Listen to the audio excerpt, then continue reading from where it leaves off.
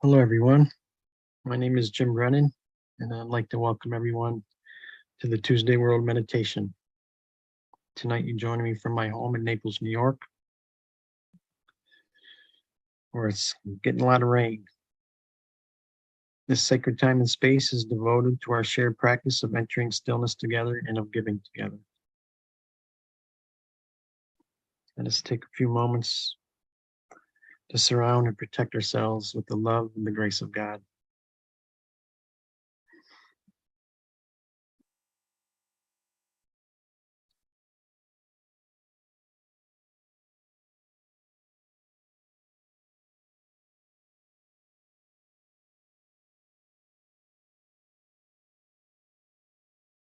Before we begin the meditation, I'd like to share a passage from the new message about practice. And what I'm going to be reading from tonight is one of my favorite revelations, and it's becoming more important in my life as time goes on, called Joy and Gratitude.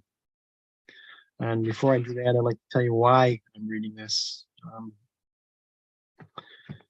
Recently, we had a death in my life, our dog. For some, it might not mean much, but for me, it was everything. It was a very strong bond. And the death of our dog, it really opened my heart to the power of gratitude and the joy and the deeper awareness that gratitude brings to my life.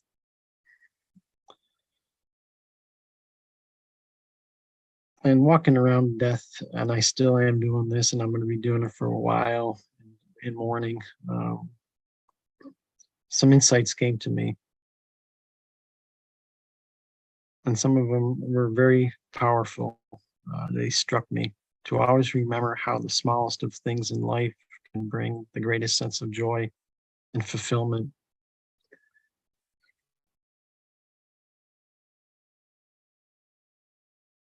The most powerful one, really, and our whole practice comes down to this, is the need for knowledge in life and the work that comes with that need to stay with it consistently. Another insight I had shed on how practicing gratitude gives me the ability to see all the relationships I have with people, places, and things, and how I need to be present to them, how I need to be present to God, to others, to life around me, how I need to be present to my teachers and to knowledge, and most importantly, to the messenger. Also, it brought me being very thankful and grateful for nature during this time. And I've been in nature my whole life, and the solitude that holds, and being able to recognize that solitude for within it is the signal. Being grateful carries with it so much power for me. The power to be objective, to look without judging, and to feel and see what others carry that within them, the same thing I carry within me, because we come from the same source. Being grateful helps me recognize that I must pause to be present to all the gifts that are given to me and to many in this world. And lastly, being grateful brings life into context for me and for what really matters and how blessed I truly am to be a part of life and to live on this beautiful planet called Earth.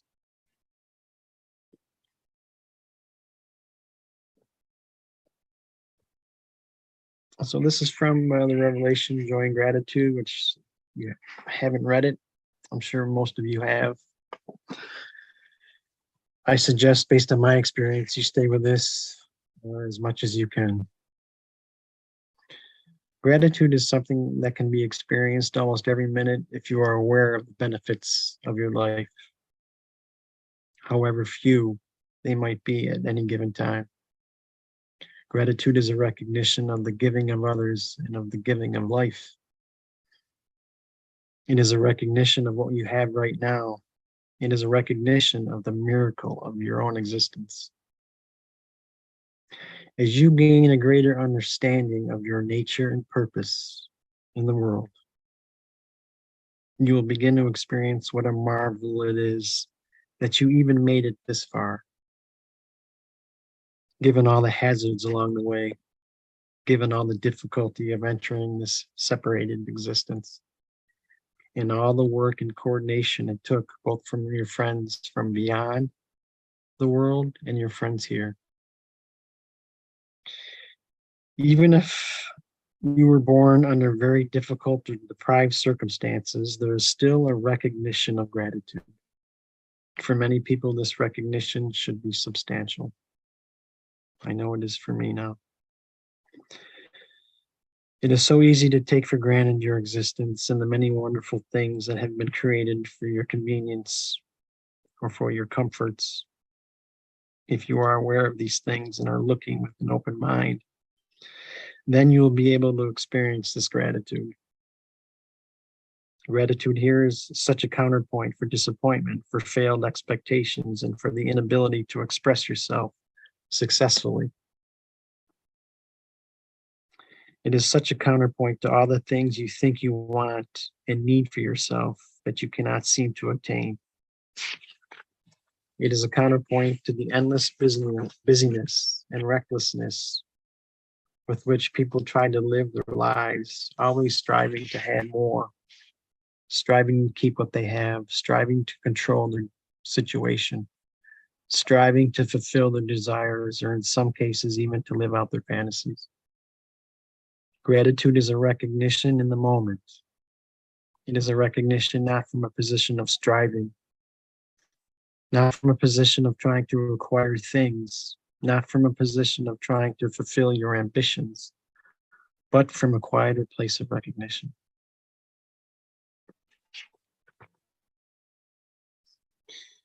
If you were aware of these wonderful things and considered what it took to create them, and the lives that were given to create them, the careers that were spent creating them, you would not have time to suffer the way you do now. You would not have time to experience so much disappointment and frustration and confusion. You would be too busy experiencing the value of your own life, what you have and the opportunities that you have to whatever degree they exist. Perhaps humanity needs to be deprived of so many of these conveniences. The wealthy nations all of a sudden do not have many of these conveniences in order to really experience their value, the marvel of their existence, and the tremendous human effort and dedication that had to be focused to create these things, instead of living a life of complaint, frustration, and anger. You would see things very differently. The inability to marvel at your own life and circumstances represents a cruel effect of not being connected to the deeper current of your life.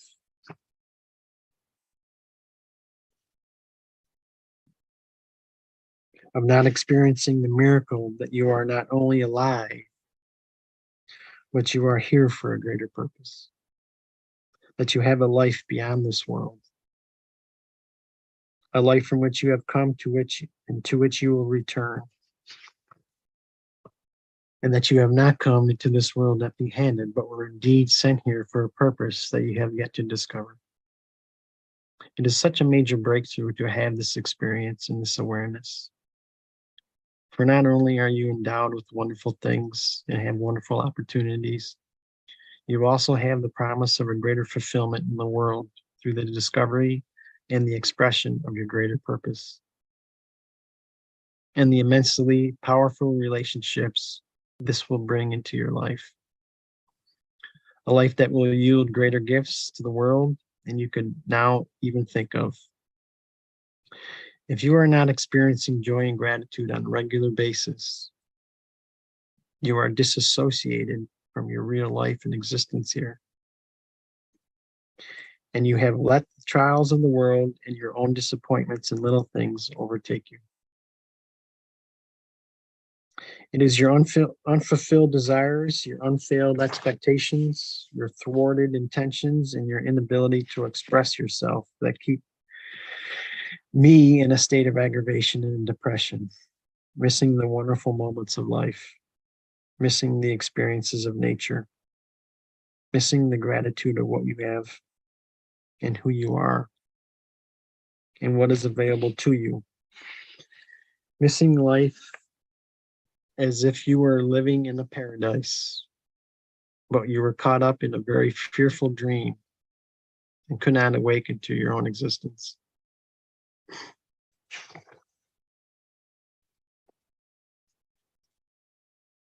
When death finally comes to your life and you leave this world, and by the way, this just reminded me, I wanted to devote this time of shared practice to Michael Brownlee, Ellen Mitchell, Aaron Brennan, and Mary Lee, who have passed, and they always are in my mind.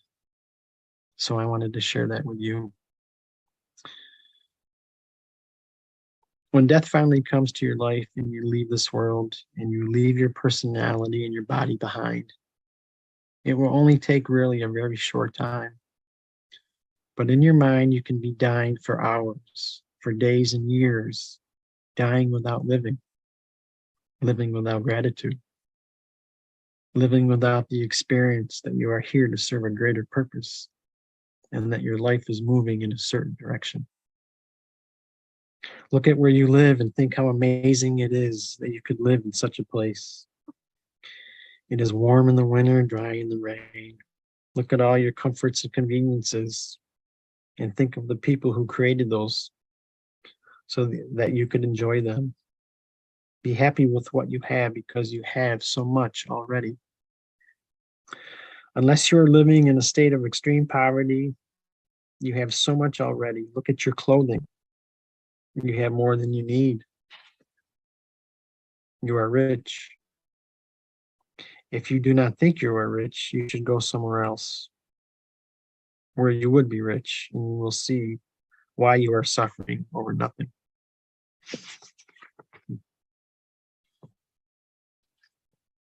Do not assume you will always have these things, for the great waves of life are coming to the world and will deprive many people of many things.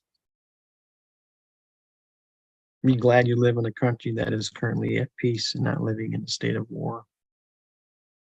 Be grateful that your nation is not being attacked by other nations that seek to conquer it,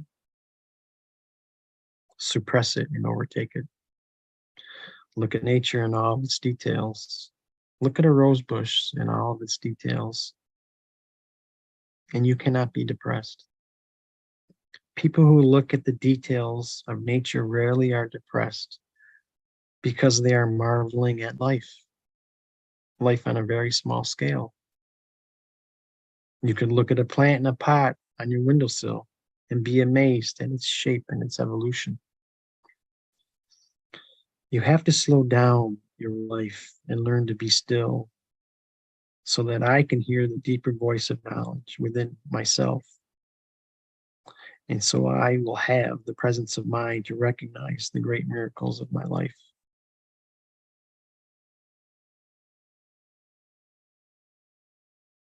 I have to do fewer things, but with a greater awareness and participation. All this frantic running around, trying to have and be and do all these things is keeping me from experiencing not only the great value of my life, but an awareness of the deeper knowledge that lives within me. If my life is more simple, then I'm able to experience it more fully and more happily. If my mind is not constantly caught up in striving after things or chasing romance or trying to acquire wealth and advantage, I can begin to experience gratitude. Sit quietly in your room and look at everything. And think about what it took to create that. The labor it took to create it. The invention that it took to create such a thing. The transportation that it brought it to you. The availability of it for you. The fact that you could purchase it and what value it could give you and does give you every day. This is a whole different way of being with life. It is being with life instead of racing through life, trying to fulfill your wish list. You are now being with life. You are attending to what is real, not what is imaginary. You are slowing your mind down so they can see and recognize the very things in your environment that you hardly ever think of. Ultimately, this gratitude is towards God because that is where your natural gratitude will go when you begin to take stock of the miracles of your life. As you begin to discern the deeper knowledge that God has placed within you to guide you, to protect you, and to lead you to a greater experience of being in this world, this gratitude will grow. And you will feel that you are moving in a greater direction rather than merely surviving day by day. The gratitude that emerges out of the recognition that you are here for a greater purpose and that you do not have to control this purpose or understand it to be able to participate in it fully. That is the cause of gratitude and joyfulness. When it rains, go watch the rain. I love doing that. It's a miracle. What if it did not rain ever again? Your life would be doomed. Your life would collapse. Everything you value could be undone. Your opportunity to be in the world could come to an end.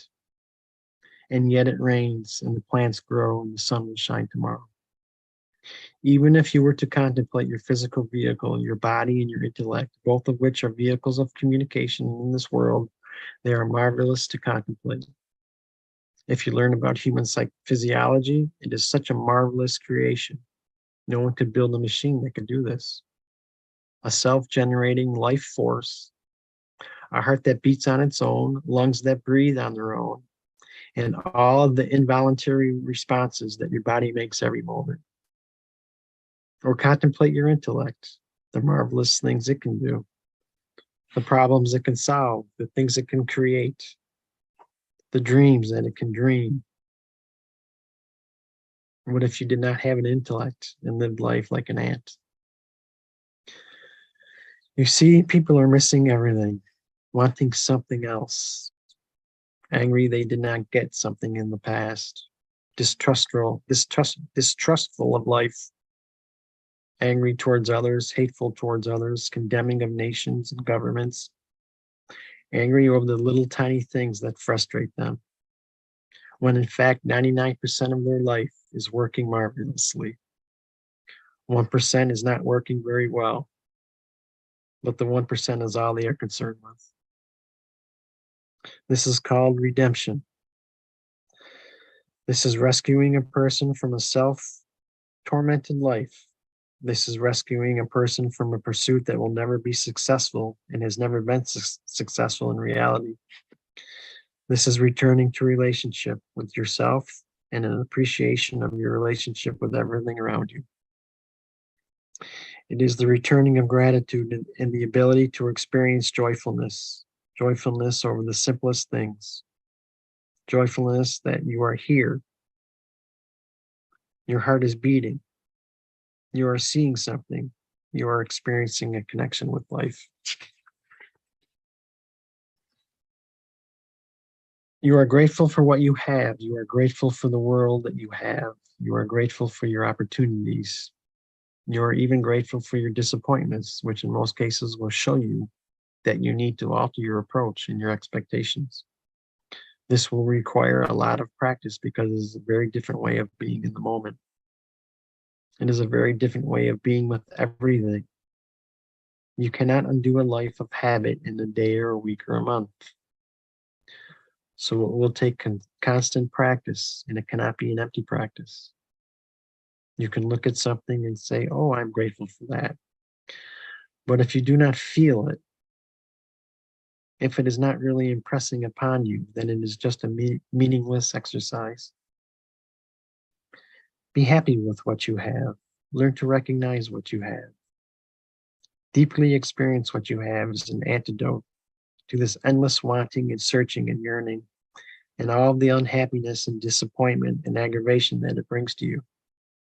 The greater things your soul requires will be fulfilled as you follow knowledge within yourself. Without knowledge, you cannot find this fulfillment. But knowledge does not require the kind of striving, desperate life that you perhaps have been living for so many years. As you begin to recognize all the relationships you have with people, places, and things, it will slow your life down. You will not have to be searching for the next thing, for you will be with whatever exists now. Learning the way of knowledge will slow your mind down, will bring you back into the core relationship with your own deeper experience, in your core relationship with everything around you. This is the environment for gratitude.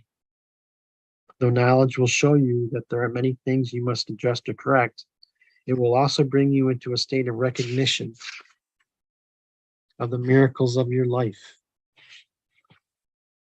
So while there's work to be done, and there's always work to do, that's my own quote, there is great joy to be experienced and immense gratitude to be experienced.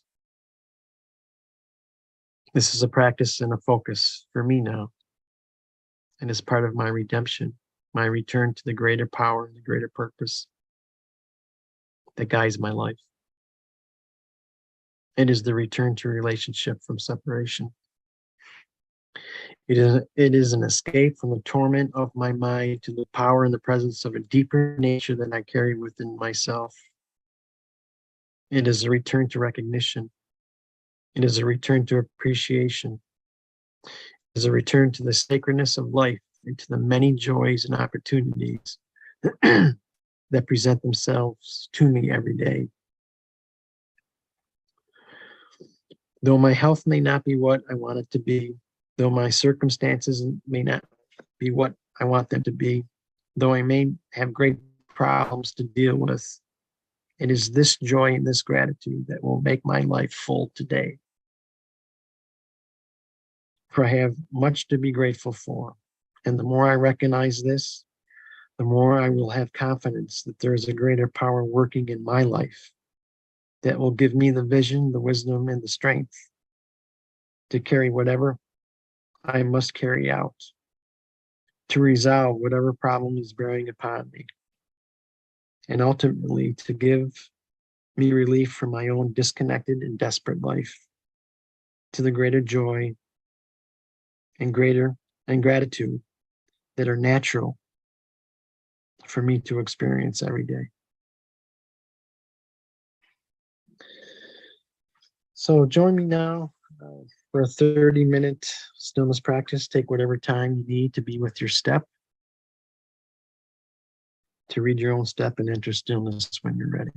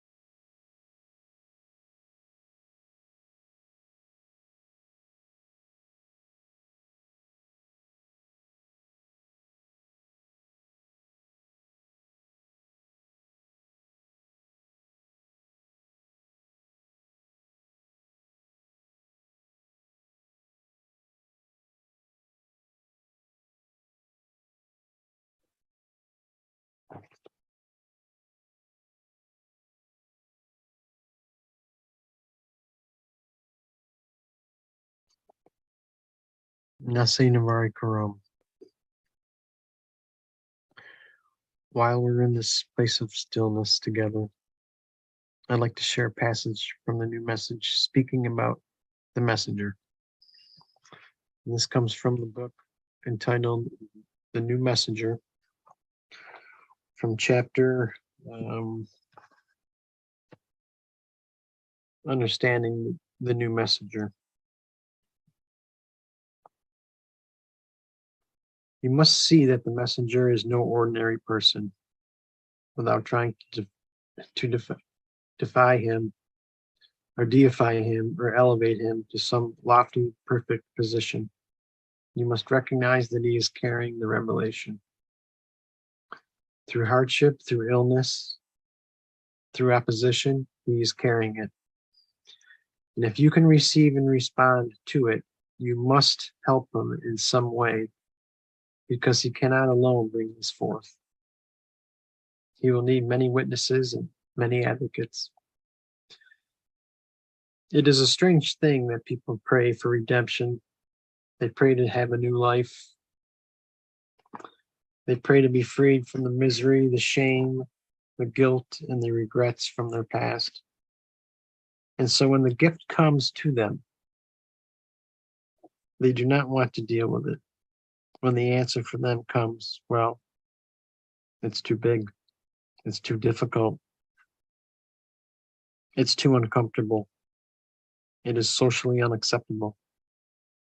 They are perhaps incensed that is brought by only one person, and there can only be one person, and runs against their egalitarian views, perhaps their democratic notions, because they think they know how revelation occurs or should occur. The messenger will have to face, and is facing today, all of these things. Then the messenger has to face the people who want to be part of all of this, but they want to be served and saved and nourished. They bring their problems, their weakness, their disabilities, expecting the message and the messenger to resolve all things for them, when in fact they have to work upon these things themselves.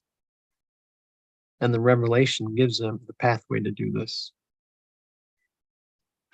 Instead of coming to serve the revelation, they only want to be served by it. Perhaps in the beginning their need is great and the revelation will serve them, but everyone is sent into the world to be contributors. And once they gain the health and the freedom to do this, that is their task. That is their calling, you see. There is no personal fulfillment aside from this. It is because of your deeper nature, because of where you have come from and what you will return to, that this is truly the case. The messenger will speak of these things. He is not here to break things down. He is not here to destroy the institutions. He is not here to speak out harshly against human institutions, governments, and religious authorities. He is here to bring grace and the great love of God, and the requirement that people respond to their deeper nature and take the steps to knowledge, the deeper intelligence that God has placed within them to guide them. He brings then blessings, empowerment, and requirements.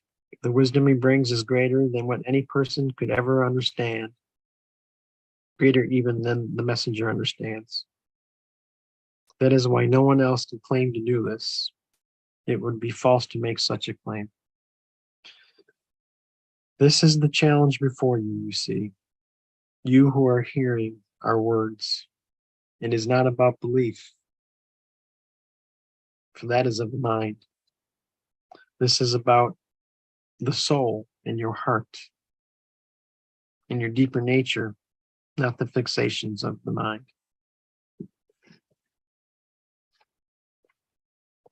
Let us spend a few moments to be with Marshall and send him our love and our strength, our devotion, and most importantly for me, my gratitude, our gratitude for the life that he's given to bring a revelation such as the one that he's brought to the world.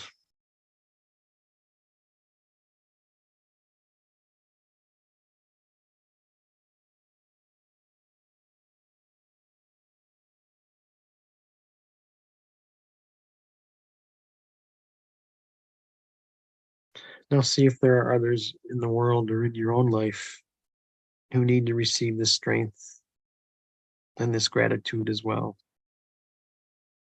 If so, spend a moment sending strength or another quality to these individuals.